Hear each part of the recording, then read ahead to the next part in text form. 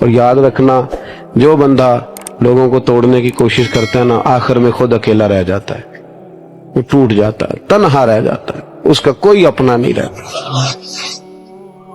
انسان کی زندگی میں جو چیزیں اسے بہت زیادہ نقصان دیتی ہیں اور بہت پیچھے چھوڑ دیتی ہیں، دنیاوی معاملات سے لے کر روحانی، اخلاقی، قلبی اور قرب الہی کے معاملات تک کو جو چیزیں نقصان پہنچاتی ہیں، ان میں ایک بڑی چیز غفلت ہے۔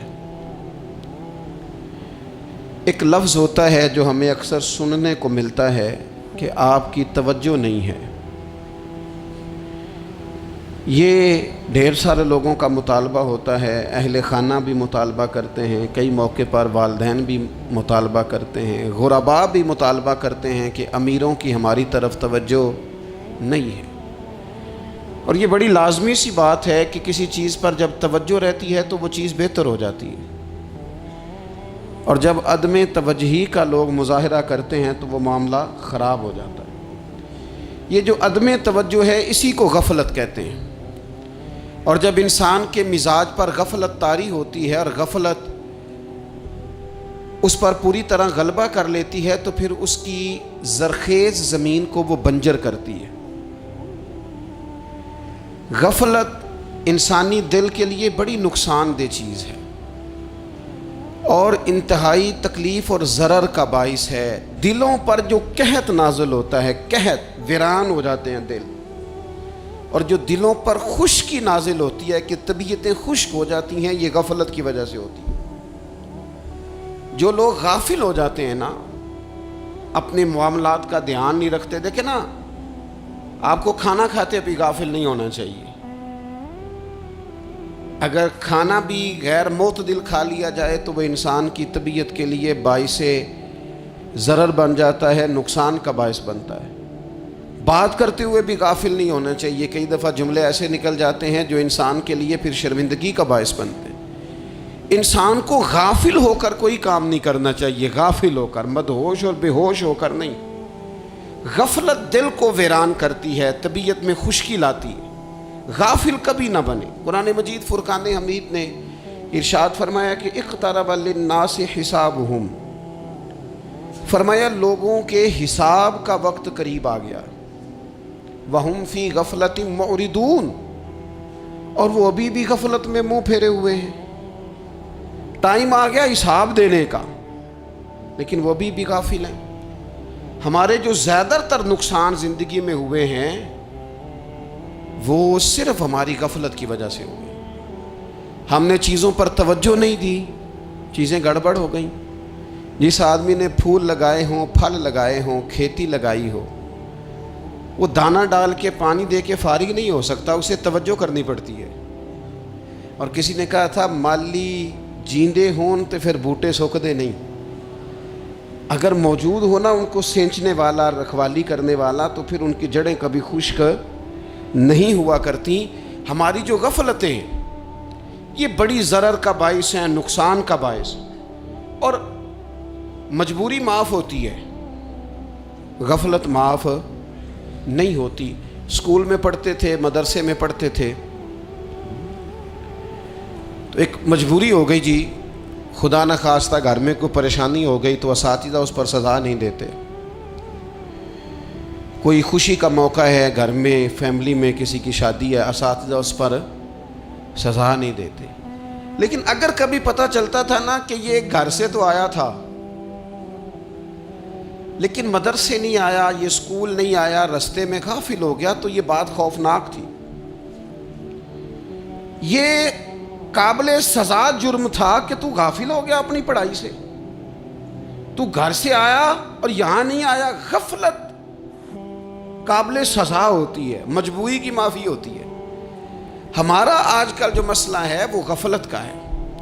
ڈھیر سارے لوگ ہیں، سمجھدار بھی ہیں، سیانے بھی ہیں، معاملہ فہم بھی ہیں، باشعور بھی ہیں، تعلیم کی ڈگریاں بھی رکھتے ہیں، لیکن اگر ان کی زندگیوں کی تکلیفوں کو دیکھا جائے اور بے آباد روح کو دیکھا جائے اور سجدوں سے ان کی دوری کو دیکھا جائے تو ایک ہی بات سمجھ میں آتی ہے کہ پتہ سارا ہے لیکن لے ڈوبی ہے غفلت، توجہ نہیں کی۔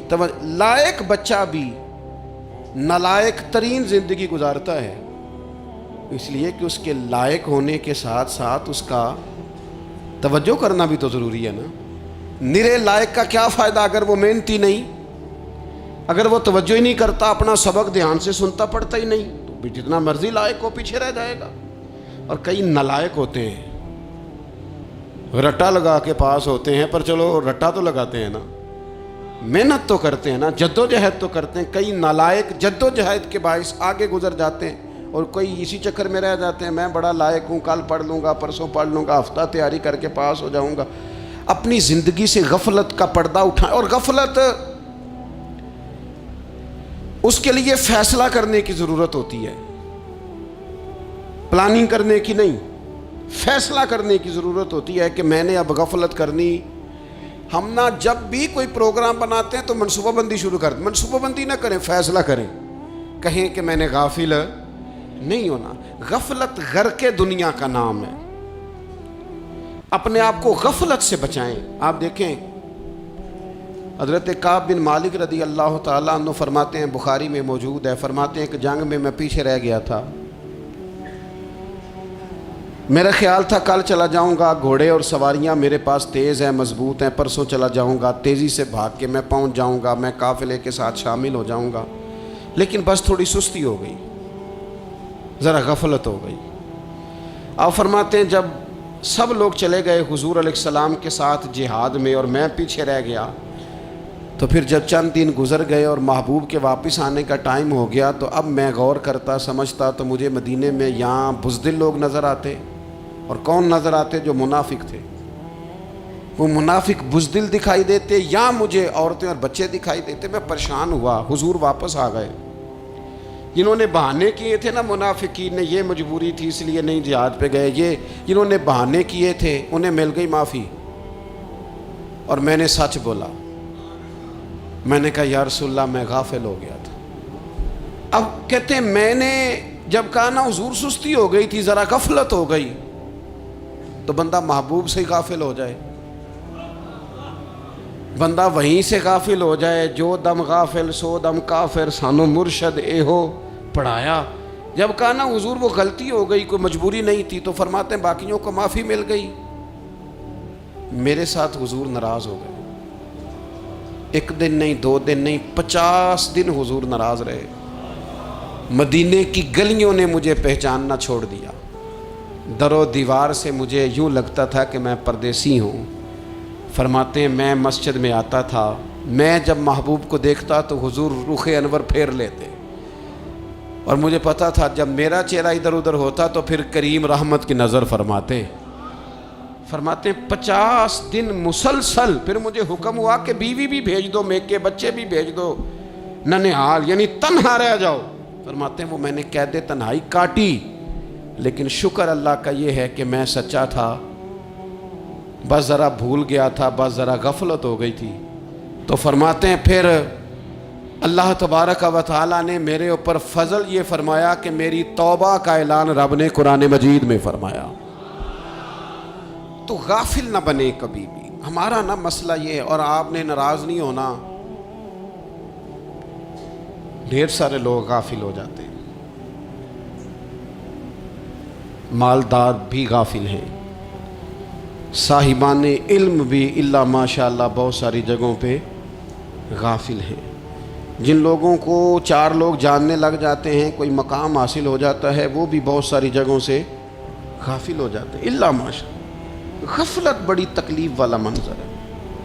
جو لوگ سمجھتے ہیں نا میں اب گڈ بک میں آ گیا ہوں، اب میں اچھا ہو گیا ہوں، اب میرے لیے خیر کہا جاتا ہے، مجھے اچھائی شاید یہ مستقل میرے ساتھ رہے گی، تعریف ہی ہوگی ہمیشہ، وہ بھی غافل ہو جاتے ہیں۔ اور یہ غفلت ٹھیک نہیں ہوتی۔ وجہ دیکھنی چاہیے کس وجہ سے انسان کو وقار مل رہا، عزت مل رہی۔ اپنی زندگی سے غفلت کو اتار پھینکیں۔ تھوڑی دیر کی تو غفلت ہوتی ہے، لمبی تو نہیں۔ 2 منٹ کے لیے صرف اس نے ڈرائیونگ کرتے ہوئے چہرہ موبائل کی طرف کیا تھا، 2 ہی تو منٹ لگے تھے۔ لمحوں نے خطا کی تھی، صدیوں نے سزا پائی۔ لمحوں نے خطا کی تھی، صدیوں نے سزا پائی، ایک لمحے کے لیے غافل ہوئے تھے اور صدیاں نسلیں روتی رہ گئیں پیچھے، بچے تڑپتے رہ گئے، اہل خانہ پریشان رہ گئے، ماں باپ ساری زندگی روتے رہے، لیکن یہ 2 منٹ کے لیے یہ غفلت جو ہے یہ بڑی تکلیف والا معاملہ. اپنی زندگی سے غفلت کو اتارنا ہے، غافل نہیں بننا، ہر وقت توجہ اور ساری باتوں پہ توجہ. بعض اوقات لوگ ایک طرف توجہ کر کے ایک طرف سے غافل ہو جاتے ہیں. نہ، توجہ ہمہ پہلو رکھنی ہے. ہمارے ذمے جتنے بھی حقوق ہیں ان سب پر توجہ، ہر چیز کا خیال. ایسا نہ ہو کہ عبادت کرتے رہ جائیں اور حقوق العباد ہم سے چھوٹ جائیں، اور حقوق العباد اتنے زیادہ ادا کریں. ایک صاحب مجھے کہنے لگے ایک دفعہ بڑے وثوق کے ساتھ کہنے لگے جی معاذ اللہ ثم نہیں جی ٹائم ملتا پھر نماز دا کی کریے، روزی کمانا بھی تو عبادت ہے نا. تو میں نے کہا آپ نے عبادت کرنا ایک حصہ قبول کیا ہے، آپ نے کل عبادت نہیں قبول کی. عبادت کل ہے، ہمہ پہلو. ایک حصہ آپ قبول کر کے نکل گئے اور باقی آپ نے چھوڑ دی. تو کسی ایک طرف سے بھی غافل نہیں ہونا. جتنی ذمہ داریاں ہیں، جتنی ڈیوٹیاں ہیں، ان سب کا خیال. اور جو بڑا آدمی ہوتا ہے، بڑا گھر میں بڑا ہو، قبیلے میں بڑا ہو، علاقے میں بڑا ہو، ادارے میں بڑا ہو، کلاس میں بڑا ہو، جو بڑا ہے اس کی تو ساری آنکھیں کھلی ہوئی ہونی چاہیے. ایک ایک پر اس کی نظر ہونی چاہیے کہ میری کہاں ضرورت ہے، کہاں مجھے اشک شوئی کرنی ہے، کس کے ساتھ میں نے کس طرح محبت کا رویہ رکھنا ہے. غافل نہ بنے. اچھا جی اب کیسے پتہ چلے گا کہ ہم غافل ہیں؟ یہ کیسے پتہ چلے گا؟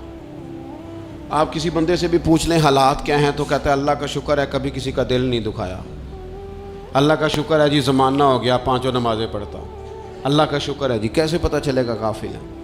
پہلی علامت ہمارے علماء اور صوفیاء نے غافل بندے کی لکھی ہے.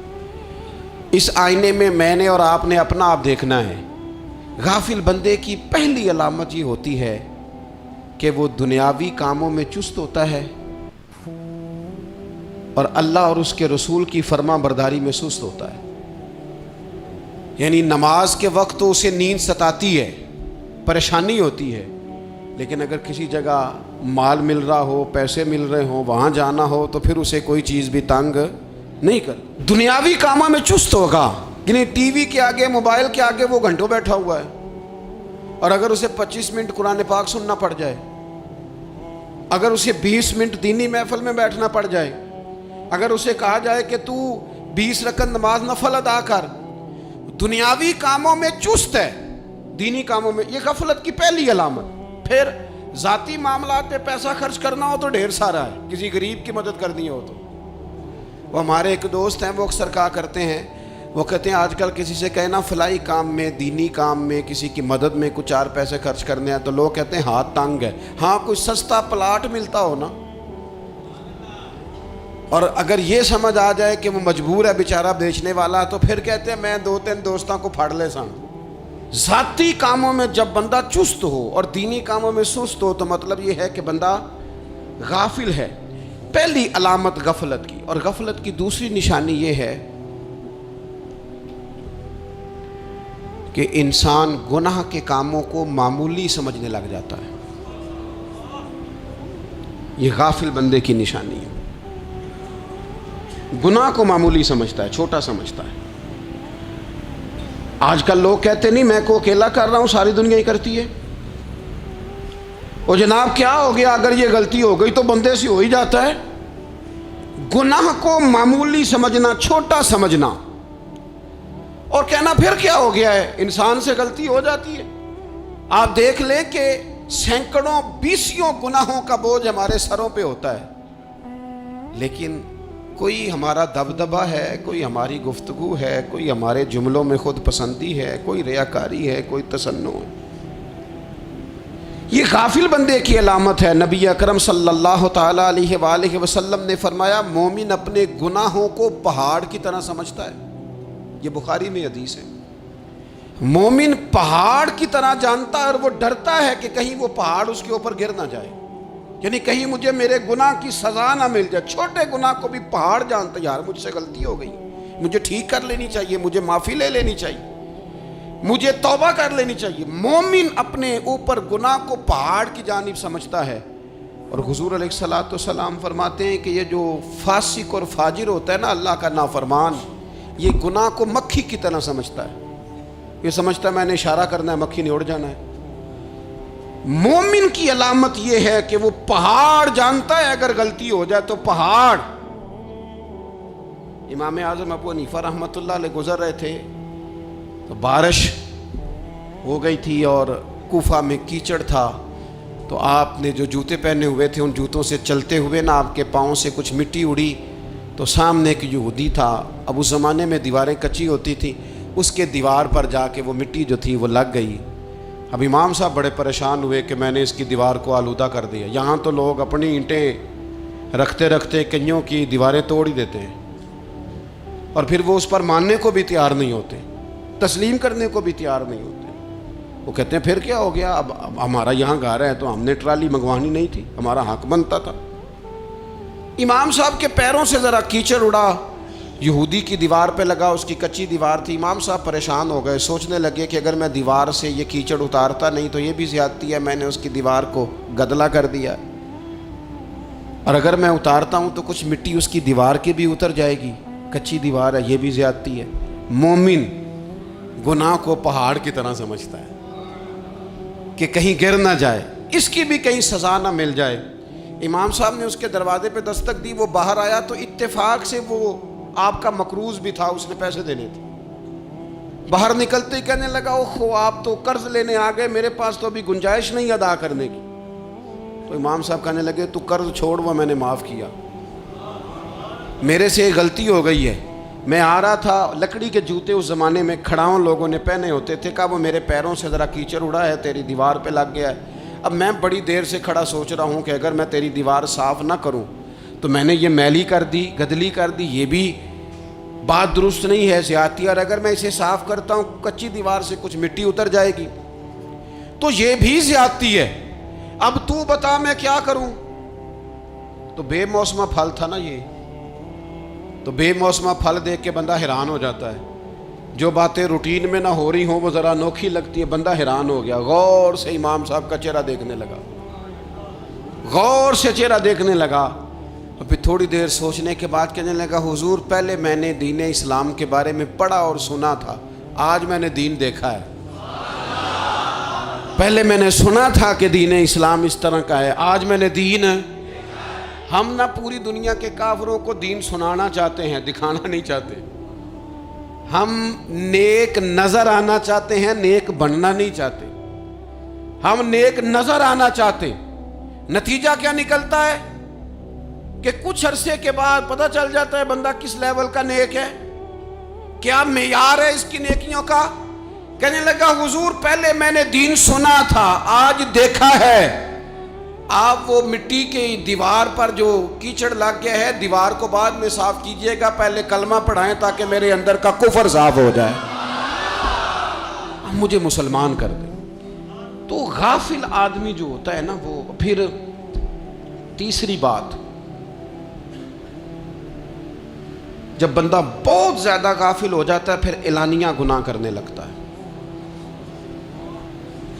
ایک گناہ پھر اس کا اظہار گناہ.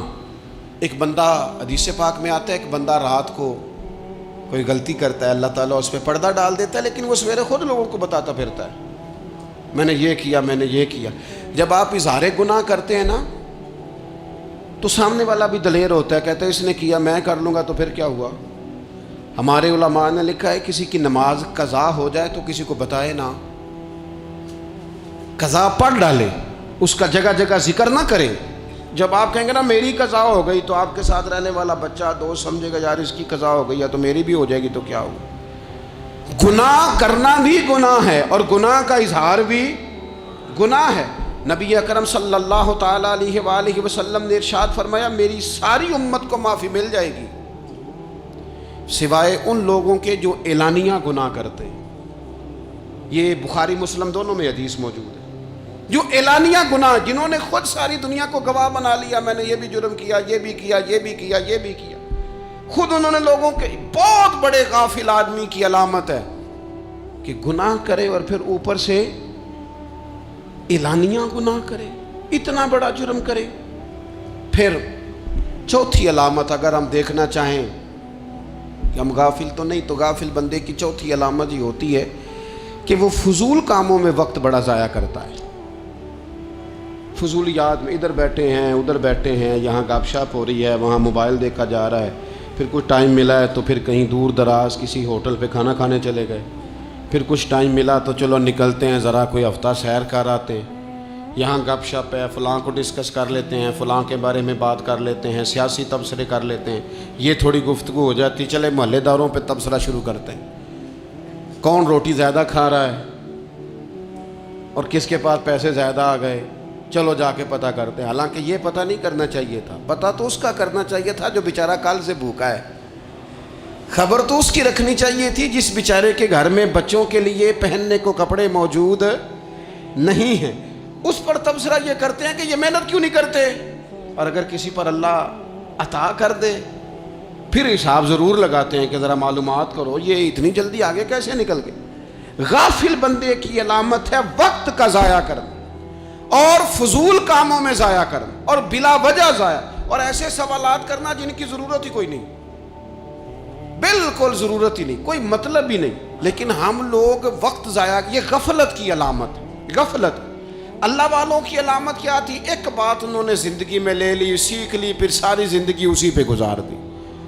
उनका इरादा था ना कशकोल सीधा किया। कुछ लोग सारी ज़िंदगी लेक्चर कबूल ले के सुन के फिर भी समझने को तैयार है।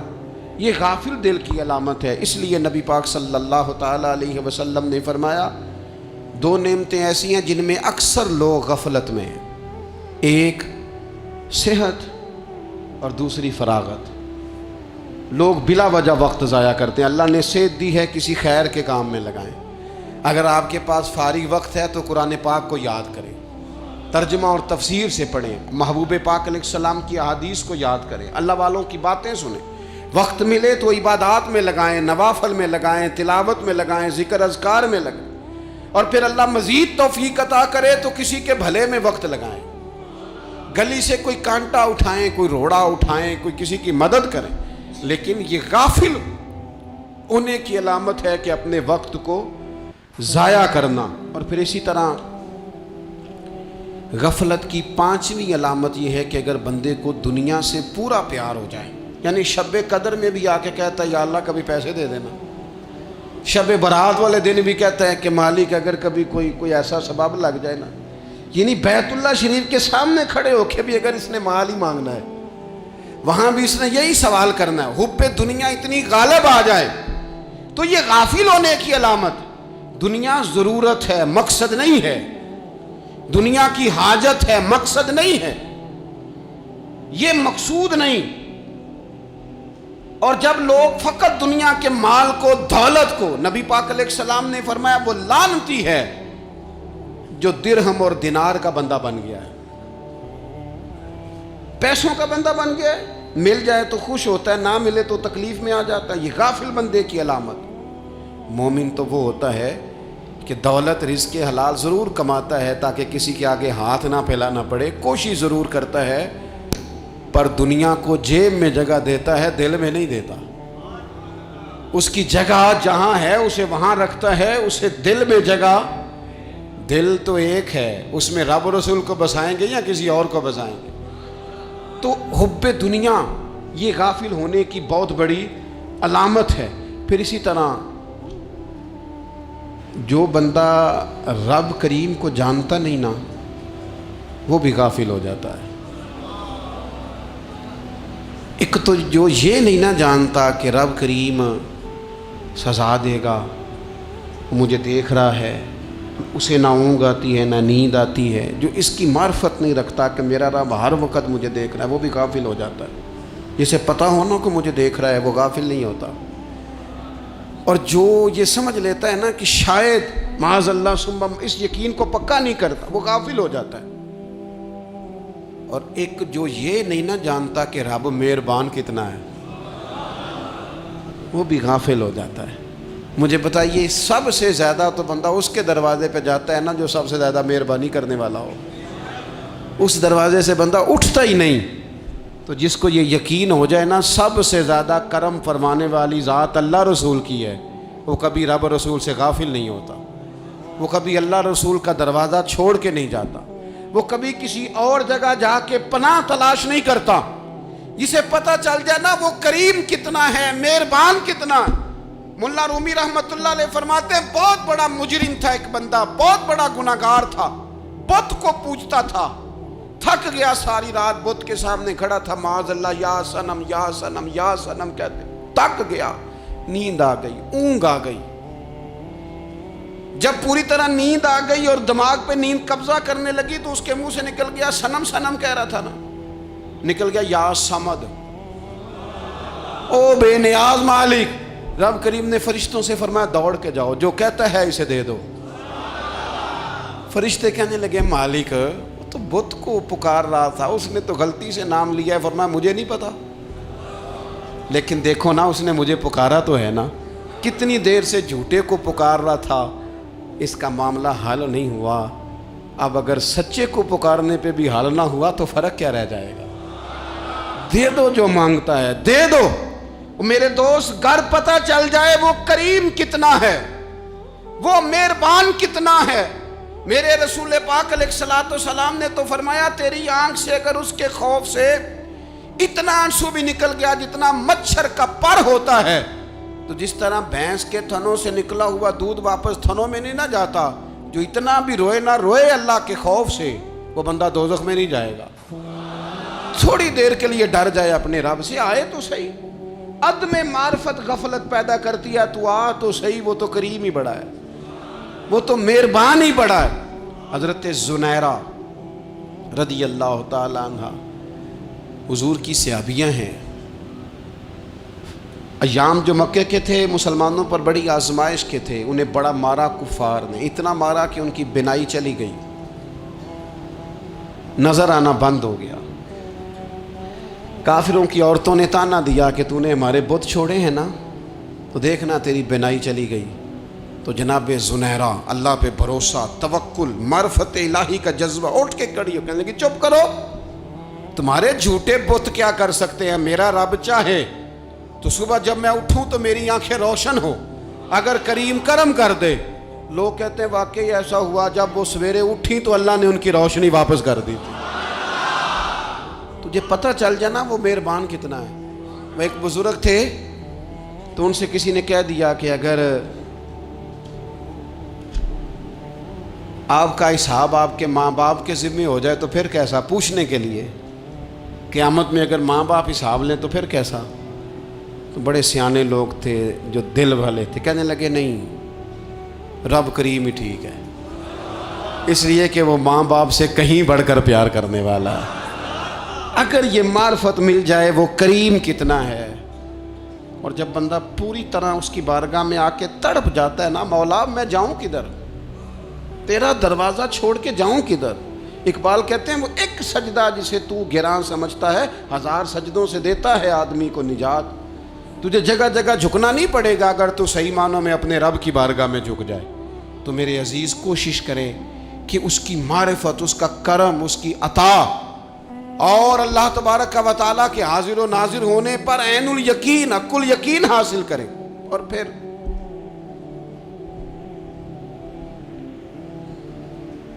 آٹھویں بات یہ ہے کہ غافل لوگوں کی صحبت بھی بندے کو غافل کر دیتی ہے۔ غافلوں کی صحبت میں نہ بیٹھیں، ان کی صحبت میں بیٹھیں جن کے پاس بیٹھنے سے دل میں رب رسول کی محبت پیدا ہوتی ہے۔ غافلوں سے بچیں۔ چنگیاں دے لڑ لگی ساں تے چولی چ پھل پئے، تے جدوں میں پیڑیاں دے سنگ رل گئی تے میرے اگلے بھی ڈول گئے۔ برے آدمی کی صحبت بندے کو غافل کر دیتی۔ غافلوں کی صحبت میں کبھی نہ بیٹھیں، کبھی نہیں۔ غافل آدمی آپ کو غافل کر دے گا۔ میرے نبی پاک علیہ الصلوۃ والسلام نے فرمایا انسان اپنے دوست کے مذہب پر ہوتا ہے۔ یہ بہت بڑے لفظ ہیں۔ فرمایا المرء علی دین خلیلہ، انسان اپنے دوست کے مذہب پر ہوتا ہے۔ تو دیکھ تو نے دوست کس کو بنایا ہے، جو تیرے دوست کا مذہب ہوگا وہی تیرا ہو جائے گا۔ ہم نے دوست بنایا نا غوث پاک جیلانی کو، ہم نے یاری لگائی ہے نا داتا علی اجمیری سے، ہماری نسبت ہے نا معین الدین اجمیری سے، ہمارا تعلق ہے نا بہاؤالدین زکریا ملتانی سے، ہمارا رشتہ ہے نا حضرت مجدد الفسانی سے، ہم ماننے والے ہیں نا اعلیٰ حضرت بریلوی کے، ہمارا تعلق ہے کبھی جماعت علی سے کبھی مہر علی سے، ہمارا ان سے تعلق ہے تو صبح شام ہماری زبان پہ رہتا ہے بالغ العلا بکمالہ کشفت دجا بجمالہ حسنت جمیع خصالہ صلو علیہ وآلہ۔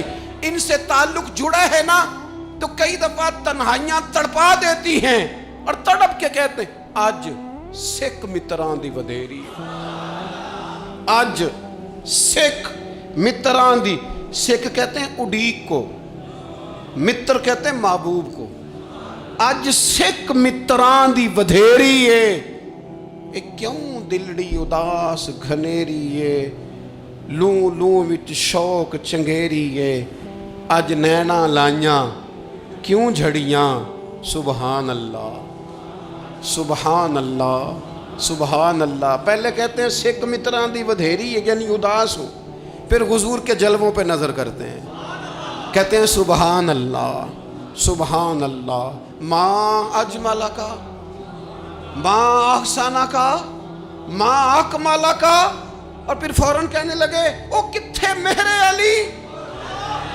او کتھے مہر علی، کتھے مہر علی تے کتھے تیری سنا، اب ایکھو مشتاق اکھیں کتھے جاڑیاں، بلغ العلا بے کمال کشفت دجا بے، اور میرے اعلیٰ حضرت کہنے لگے سرور کہوں کہ مالک و مولا کہوں، باغ خلیل کا گلے زیبا کہوں تجھے، تیرے تو وصف عیب تناہی سے ہیں بری، حیران ہوں میرے شاہ میں کیا کیا کہوں۔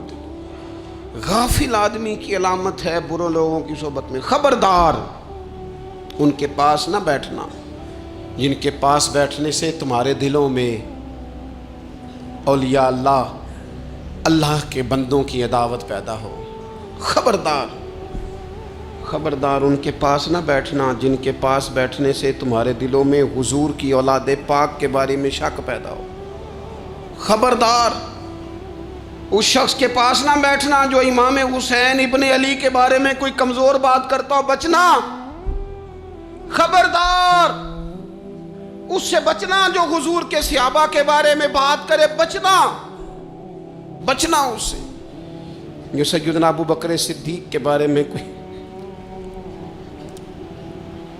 دیکھو کیا مقدر ہے صدیق و فاروق کے، جن کے گھر ہی رحمتوں کے خزینے میں، بھلا کیا کہا نبی پاک، حضور نے فرمایا میرے اوپر جس نے نیکی کی تھی بدلہ دے دیا ہے، یہ جو میرے ابو بکر صدیق ہے نا، ان کو میں اللہ کی بارگاہ میں لے جاؤں گا، کہوں گا مالک تو ہی بدلہ عطا فرما۔ ایک ہاتھ میں جناب صدیق کا ہاتھ پکڑا، ایک میں حضرت عمر کا ہاتھ پکڑا، اور حضور مسجد نبوی سے باہر آ رہے ہیں، دیکھنے والے کی زبان سے بے ساختہ سبحان اللہ نکل گیا، کیا شان ہے کیا مقدر ہے۔ تو حضور علیہ السلام رک گئے اور روک کے فرمایا تو حیران ہو رہا ہے نا، تو حیران ہو رہا ہے نا کہ میں نے ایک ہاتھ میں ابو بکر کو پکڑا ہے، ایک میں عمر کو پکڑا ہے، فرمایا قیامت میں جب میری قبر کھلے گی تو میں اسی طرح قبر سے نکلوں گا، اس طرح میدان محشر میں آؤں گا، خبردار حضور ایک وفاداروں کے وفادار رہنا، ان کے وفادار رہنا، ان کے وفادار رہنا بڑا عجیب دور آیا ہے۔ ہم نے یہ دور دیکھا ہے کہ لوگ حضور کے صحابہ کے بارے میں بھی بات کریں گے، اب نبی پاک کی اولاد پاک کے بارے کو بھی ڈسکس کیا جائے گا۔ اپنا منہ تو دیکھ، اپنی حیثیت دیکھ، اور پھر وہ بندے دیکھ جن کو اللہ نے چن کے اپنے محبوب کی غلامی کے لیے حضور کے قریب بٹھایا ہے۔ تو بچنا ایسے لوگوں سے، پرہیز کرنا، خبردار عقیدہ ستھرا رکھنا، عقیدہ ستھرا رکھنا، صاف رہنا، پاکیزہ رہنا، غافلوں کی صحبت سے بچنا۔ بڑا ڈرتے ہیں اللہ سے، دعائیں مانگتے ہیں یا اللہ نسلوں میں بھی وہی بندے پیدا فرما جو عقیدے پکے رکھنے والے ہیں، وہ بندے پیدا فرما ہماری نسلوں میں۔ ایک وہ بندہ بھی غافل ہو جاتا ہے جو امیدیں لمبی لگا لیتا ہے، جن کے منصوبوں میں دولت بھی ہوتی ہے، گھر بھی ہوتا ہے، اولاد کا بڑا ہونا بھی ہوتا ہے، پوتے پوتیاں نواسے نواسیاں دیکھنا بھی ہوتا ہے، یہاں بھی گھر وہاں بھی گھر، یہ سیر، یہ سارا کچھ ہوتا ہے، لیکن رب کی بارگاہ میں پیش ہونا جن کے پیش نظر نہیں ہوتا۔ لمبی امیدیں۔ حضرت مولا علی شیر خدا فرمایا کرتے تھے، میں تم پر دو باتوں کا خوف کھاتا ہوں، جو ڈر آتا ہے، ایک یہ کہ تم خواہش کی پیروی کرو گے، جو نفس کی خواہش ہوگی اس کے پیچھے لگ جاؤ گے، اور ایک کہ تم لمبی لمبی امیدیں باندھو گے، اتنے سال جینا ہے، اتنے 100 سال جینا ہے، یہ کرنا ہے وہ کرنا ہے۔ منصوبہ بندی کریں مستقبل کے لیے، وہ بری نہیں، لیکن تیاری رکھیں، تیاری رکھیں، اس بات کا بھی خیال رکھیں کہ اللہ کی بارگاہ میں حاضر ہونا۔ یہ غفلت کی چیزیں ہیں جو بندے کو غافل کر دیتی ہیں۔ جو لوگ اللہ کا ذکر نہیں کرتے وہ بھی غافل ہو جاتے ہیں، اور جو فضول باتیں زیادہ کرتے ہیں نا، ہنستے زیادہ ہیں۔ فَلْيَضْحَكُوا قَلِيلًا وَلْيَبْكُوا كَثِيرًا، قرآن کہتا ہے زیادہ رویا کرو، کم ہنسا کرو۔ نبی پاک علیہ الصلوۃ والسلام سے پوچھا تھا حضرت عقبہ بن عامر نے کہ یا رسول اللہ نجات کس چیز میں ہے؟ تو نبی پاک علیہ الصلوۃ والسلام نے فرمایا ایک تو اپنی زبان قابو میں رکھو، دوسرا فرمایا اپنے گھر میں ٹھہرے رہو، تمہارا گھر تمہارے لیے کافی ہو، فضول نہ نکلو گھر سے، اور تیسرا فرمایا اپنی خطاؤں پہ رویا کرو۔ کثرت کلام اور فضول کلام اور بلا وجہ یہ بندے کو غافل کرتا ہے، دل کو سخت کرتا ہے۔ یہ چند چیزیں ہیں جو انسان کو غفلت میں ڈالتی ہیں۔ اپنے آپ کو ان چیزوں سے بچائیں اور غفلت کو توڑیں۔ آپ کے ذمے، میرے ذمے جو حقوق العباد ہیں ان کا پتہ کریں، جو اللہ رسول کے حقوق ہیں ان کی خبر دیکھیں، ہماری جو ذمہ داریاں ہیں ہم کس طرح انجام دے رہے ہیں اس پر توجہ کریں، اپنے معاملات کو ٹھیک کریں۔ ہم انسان ہیں، کوتاہیاں تو رہ جائیں گی، لیکن جب کوشش کریں گے تو پھر رب تعالیٰ مدد بھی فرمائے گا۔ ایک بات اور کرنی ہے، ایک تو میں نے عرض کیا غفلت کو توڑنا، ایک دوسری بات قرآن مجید کا ایک سبق اور، جب غفلت توڑنی ہے تو پھر لازمی طور پر ایک کام کرنا پڑے گا۔ میں نے یہ عرض کیا تھا کہ پلاننگ نہیں کرنی، فیصلہ کرنا ہے۔ تو فیصلہ کرنا ہے تو کرنا کیا ہے؟ پھر قرآن حکیم نے سورہ بقرہ میں کہا فاستبقوا الخیرات،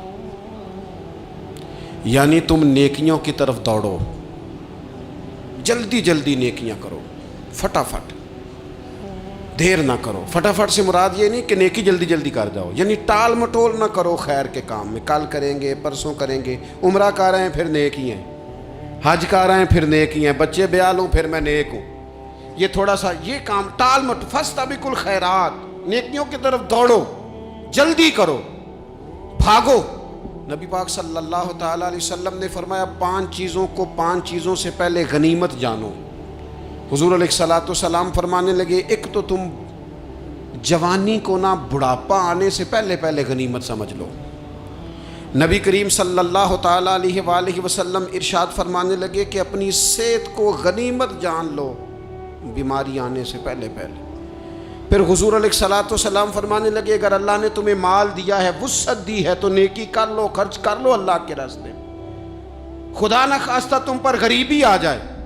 اور پھر حضور سید عالم صلی اللہ تعالیٰ علیہ وسلم فرمانے لگے اگر تمہیں اللہ نے کچھ فراغت دی ہے، بہت زیادہ مصروف نہیں ہو، تو غنیمت جان لو، جلدی سے نیکی کر لو قبل اس کے کہ تم مشغول ہو جاؤ۔ اور 5ویں بات حضور نے بیان کی، فرمایا زندگی کو غنیمت جانو، موت آنے سے پہلے پہلے جلدی سے نیکی کر لو۔ نیکی کے لیے ساری زندگی منصوبہ بندی نہ کرتے رہو، نیکی کے لیے دیکھو نا، ہماری زندگی میں یہاں دنیا میں رہ کے چند منٹوں میں وہ نیکی کی جا سکتی ہے جو قیامت کے بعد صدیوں کا ہمارا فائدہ کرے گی، صدیوں کا فائدہ کرتے نہیں، پلاننگ کر رہے ہیں، منصوبہ بندی کر رہے ہیں، بس تیاری کر رہے ہیں، بس حضرت آپ دعا کر دیں، اللہ تعالیٰ دعائیں بھی قبول فرمانے والا ہے، لیکن جو نیکی نصیب ہوتی ہے اسے جلدی سے کر گزریں، اسے فٹافٹ کریں۔ میں ایک گاؤں میں گیا، اب تو خیر وہ دور نہیں رہا، یہ 10-15 سال 20 سال پہلے نا جو نوجوانوں کی مصروفیات ہوتی تھیں ان میں سے ایک مصروفیت یہ ہوتی تھی کہ گندم لے کے چکی پہ جانا ہے، آٹا پسوا کے لانا ہے۔ یہ ایک بڑی، چونکہ سبھی گھروں کے اندر سال کے لیے گندم سٹاک کر لی جاتی تھی، تو گندم لے کے جانا یہ ایک ڈیوٹی ہوتی تھی۔ ایک نوجوان ایک گاؤں میں، اس کی مجھے تعریف سننے کو ملی، تو ایک بوڑھی اماں کہنے لگی یہ تو بڑا نصیباں والا ہے، سارے دا آٹا پیا لے ہوندا ہے۔ اور آتے جاتے پوچھ لیتا ہے کہ اماں کوئی کہنے لگی میرے بچے باہر ہوتے ہیں، یہ مجھے دوائی بھی لا دیتا ہے شوگر کی، میں مریضہ ہوں. یعنی خیر جتنی ہو سکے جتنی. میرے ایک سنگی ہیں تو سڑک پہ کوئی بندہ کھڑا ہوتا ہے نا، اللہ تعالیٰ انہیں سلامت رکھے، بندہ کھڑا ہوتا ہے تو کہتے ہیں میں اس سے پوچھ لیتا ہوں بابا جی کدھر جانا ہے، فلانی جگہ جانا ہے، تو کہتے ہیں میں موٹر سائیکل پہ بٹھا لیتا ہوں. بندہ دیکھ کے مجھے سمجھ آ جاتی ہے ضرورت مند ہے، کوئی چور نہیں کوئی ڈاکو نہیں، ضرورت مند ہے. میں اسے منزل تک نیکی جتنی میسر آئے، جس حد تک میسر آئے. کیا کہا ہمارے نبی پاک علیہ السلام؟ حضور نے ہم سے فرمایا کچھ نہ ہو سکے تو بات ہی مسکرا کے کر لینا، اس پر ہی اللہ صدقے کا ثواب عطا کر. فاستبقوا الخیرات، جلدی سے نیکی کر لو. اپنے نامہ اعمال میں روز نیکیاں جمع کرو، کوئی نہ کوئی خیر کا کام روز کرو اور جلدی سے کرو.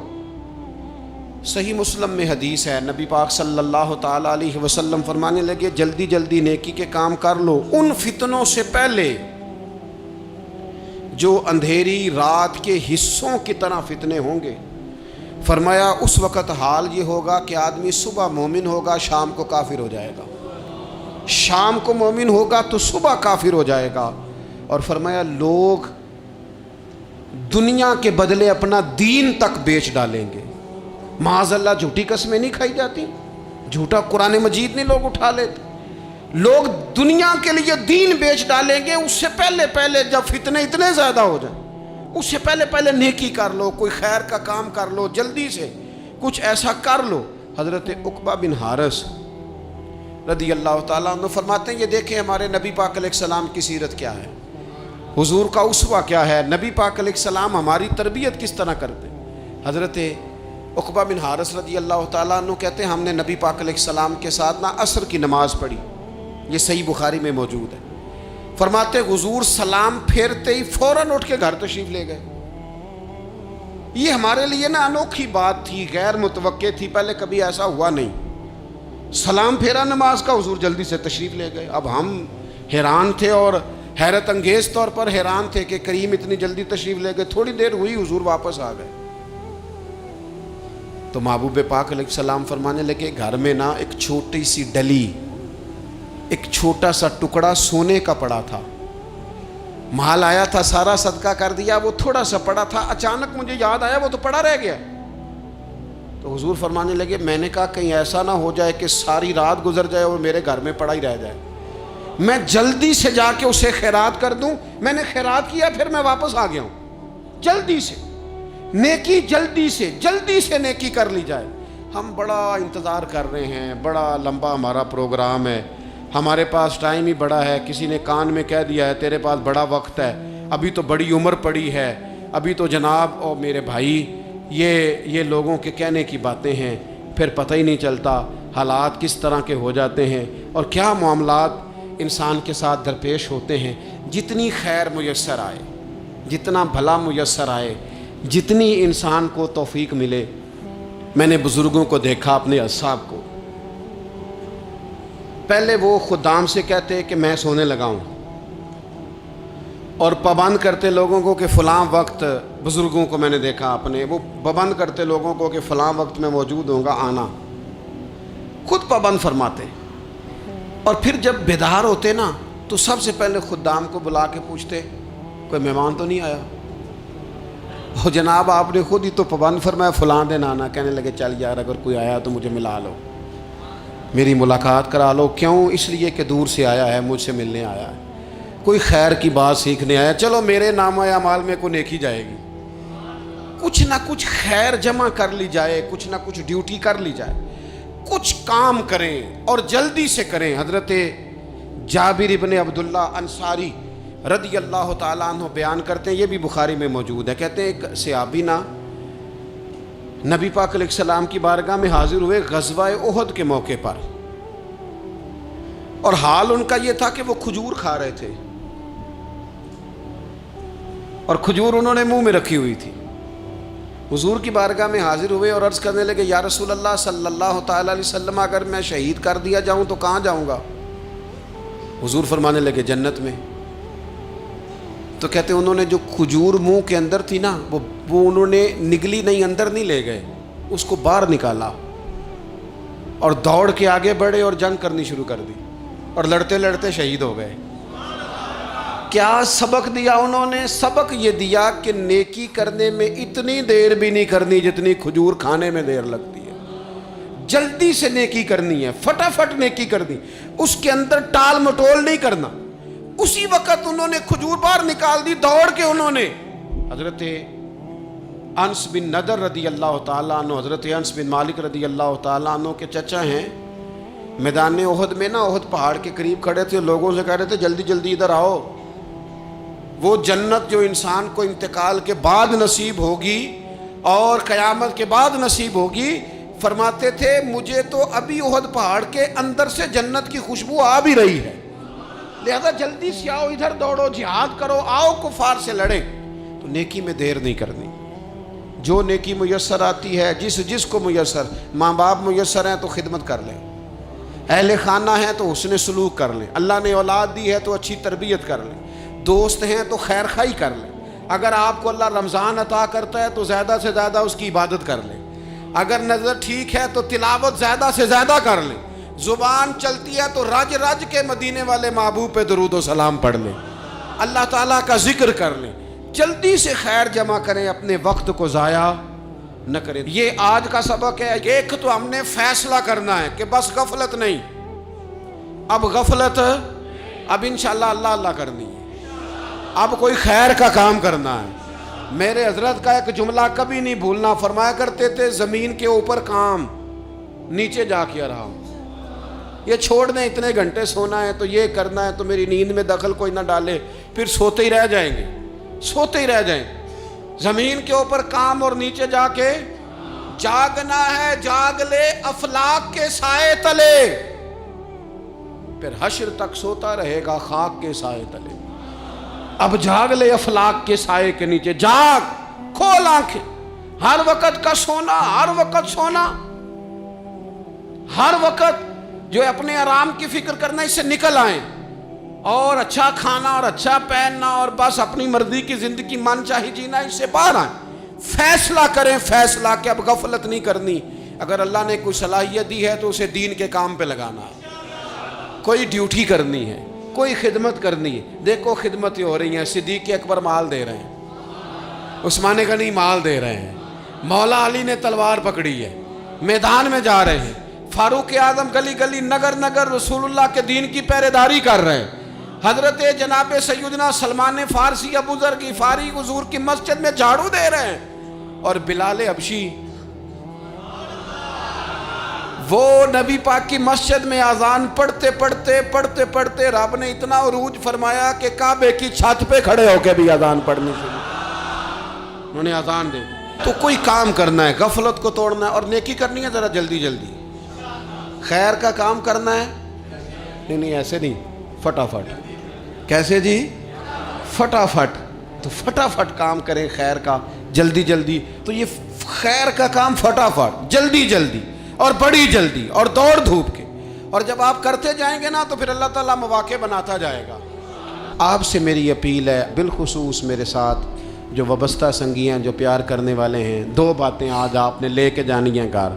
یہی لنگر ہے، یہی آپ کے لیے دعا ہے، یہی ہمارے بزرگوں کا فیض ہے، یہی نصیحت ہے کہ آپ نے یہ دو باتیں لے کے جانی ہیں۔ غفلت توڑ دینی ہے، فیصلہ کرنا ہے کہ آج کے بعد غافل نہیں ہونا، اور دوسری یہ بات لے کے جانی ہے کہ نیکی جلدی جلدی، فٹافٹ فیصلہ، فٹافٹ نیکی، ایک کر کے پھر انشاءاللہ دوسری کر کے پھر انشاءاللہ تیسری کر کے پھر انشاءاللہ چوتھی، یہ شروع کرنی ہے، اور آپ دیکھیں گے اللہ تعالیٰ مہربانی فرمائے گا، مدد کرے گا۔